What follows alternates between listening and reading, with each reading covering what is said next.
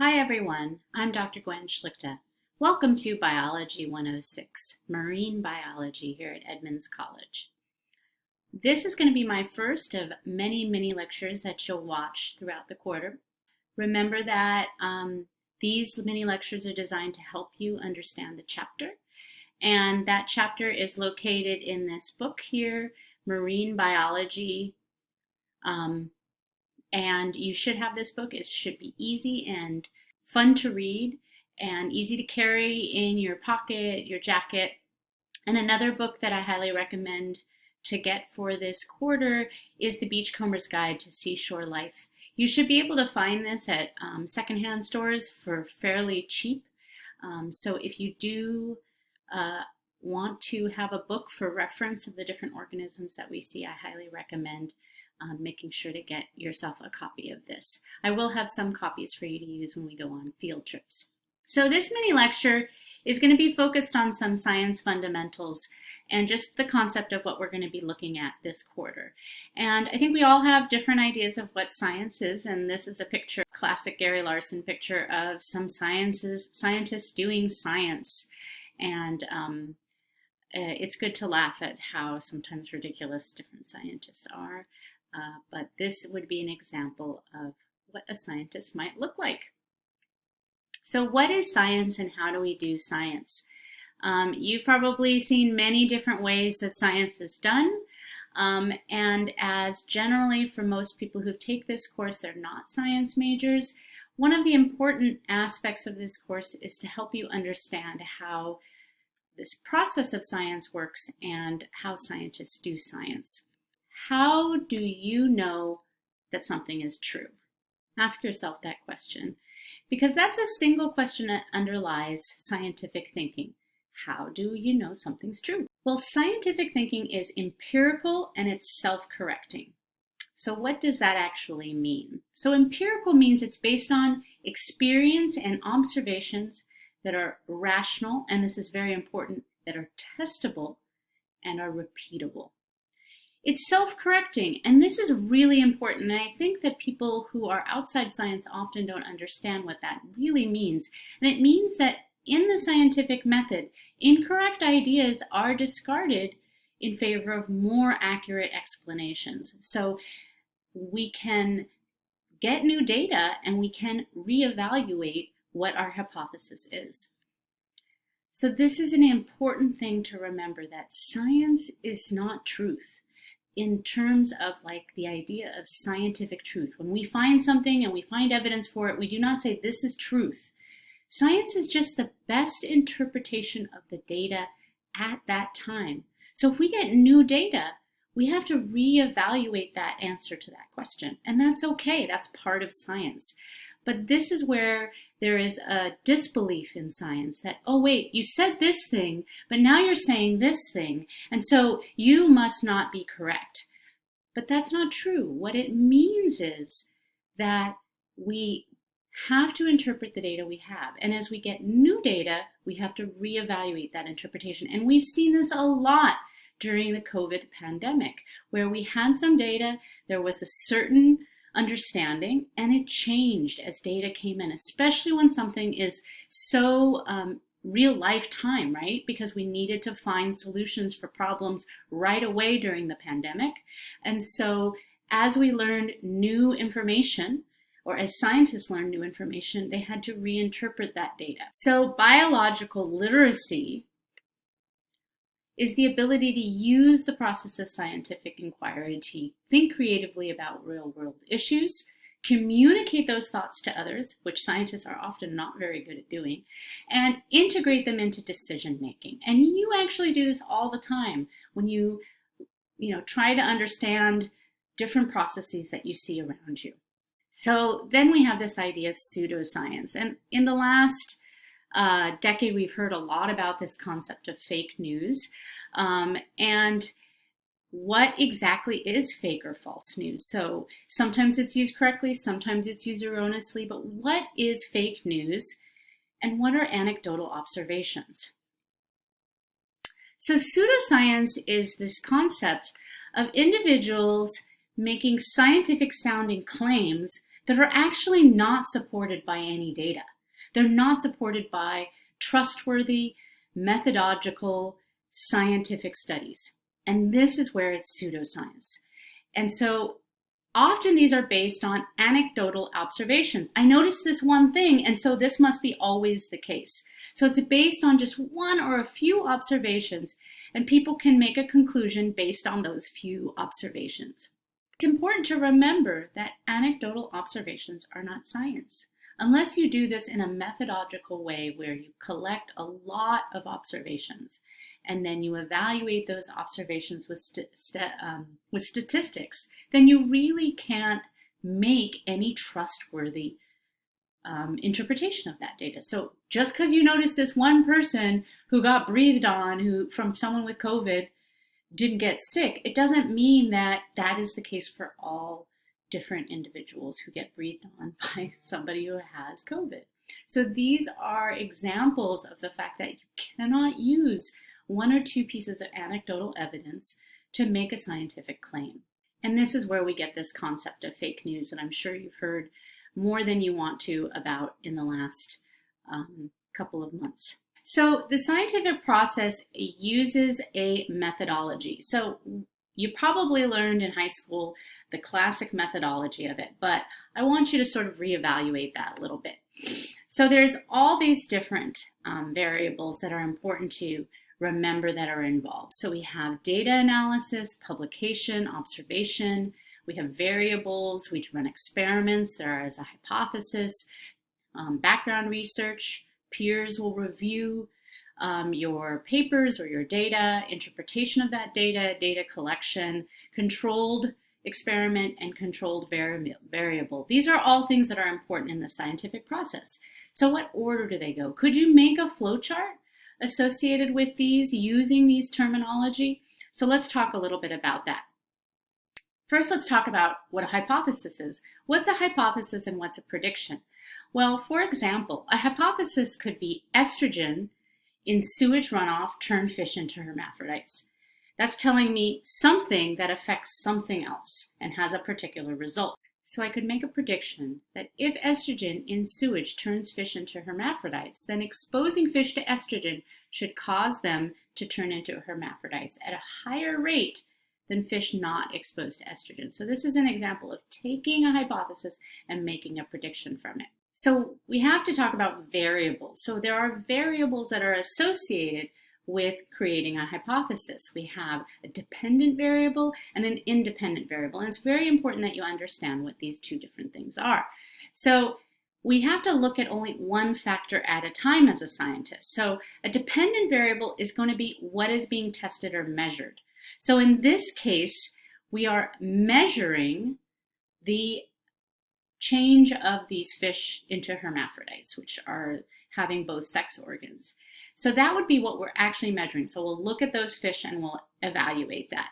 The independent variable is what is being changed. So it's independent, it's being altered and changed. And in this case, that would be the amount or the exposure or lack of exposure to estrogen. That's what we're changing. And the effect is that it would either not turn fish into hermaphrodites or it would turn fish into hermaphrodites. So these are this difference between dependent and independent variable. And it is important that we need to look at one of them at a time. So here's an example for you that's sort of more marine based here. So a researcher wants to study the effects of temperature on mussels, say for example. So you could acquire similar specimens of mussels from different locations. And if only temperature is being tested, then all other factors must be kept constant. So here's a little picture of a lab with a test. So this is something that was done in a local lab here. And we were looking specifically at the effect of temperature on mussels. So if you look at this picture and you think I'm only trying to look at the variable of temperature and how it affects mussels, then what factors must I keep constant? What things must be the same? Well, hopefully you look at this and you think, okay, well, the aquarium should be the same size, and they all should have the same water in them, and they should all have the same stuff inside.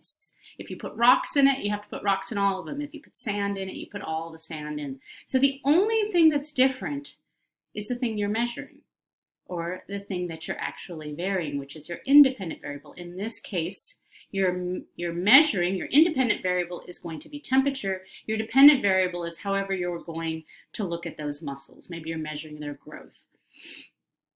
So if two tanks with mussels are kept at different salinities, so different amounts of salt and different temperatures, then is the researcher looking at the effects of temperature?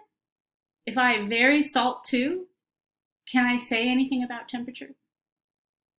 Hopefully when you think about that, you recognize that no, because now I varied two things. So I can't really say if I see a difference in the growth of mussels that has to do with just temperature. It probably could be due to this difference in the amount of salt as well. So this is why we have to control for other things. So this is just showing you the difference if we're going to do different kinds of experiments looking at the same thing. This is from a book, and it shows you that we have this idea of mussels from different sites. Maybe we have a warm site, so something maybe, I don't know if there's a particular area, maybe we're looking at Washington versus California, I don't know, different warm or cold site. So the temperature is the mussel type. We're interested in different variables. And in a controlled experiment, then we can take mussels from the same site and we can vary the temperature here. But in a field observation, what you can do is you can actually just go look at mussels from a cold site and then measure those variables. So these are two different ways you could study the same thing. You can do it in the field, where you actually just go to those two different sites and then look at the variables you're interested in. Or you can actually bring mussels from the same site and look at how temperature affects them. So these are different ways that you can actually study the same concept of how temperature affects mussels. Can you prove a hypothesis? That's something that you frequently hear is, I have proved that this happens. So it's a bit of a pet peeve of mine for scientists to say I've proven something, because one important aspect of science is that you cannot actually prove something. You can only disprove a hypothesis based on the evidence you have. And the reason is that you don't have all the evidence in the world. You have done one particular study that has maybe disproven it, shown that it doesn't happen, at least in your case. But you can't say it always happens. And so you can't necessarily prove it for all scenarios. You can disprove a hypothesis, but you can never completely prove something because you don't have all the data in the world. And that's a concept that's a bit hard to say. You can say, or a bit hard to understand, you can say that you have a lot of data to support this hypothesis, but you can never really prove it.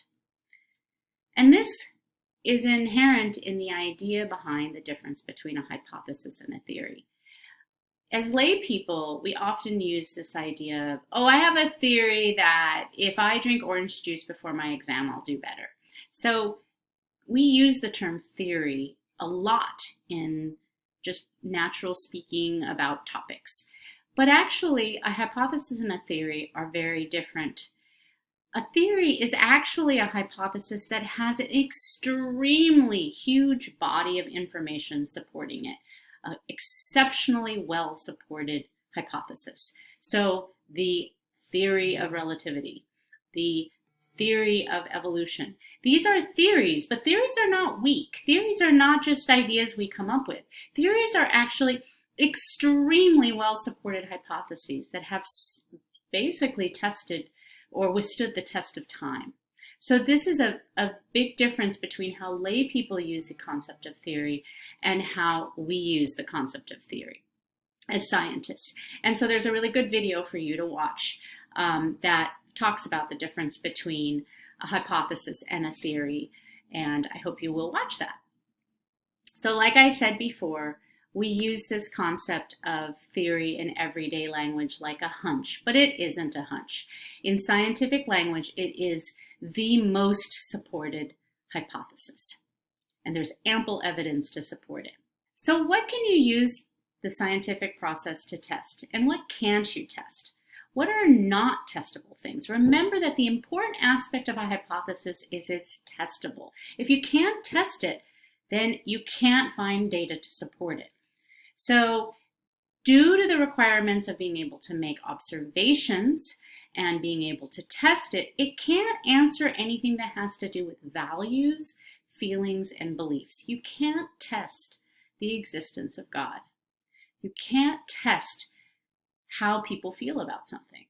These are now not the exact same things because they're making answers of values. You can't necessarily be able to do that sort of test. And so this is where the scope of the scientific method cannot go to. It cannot look at, for example, the existence of God.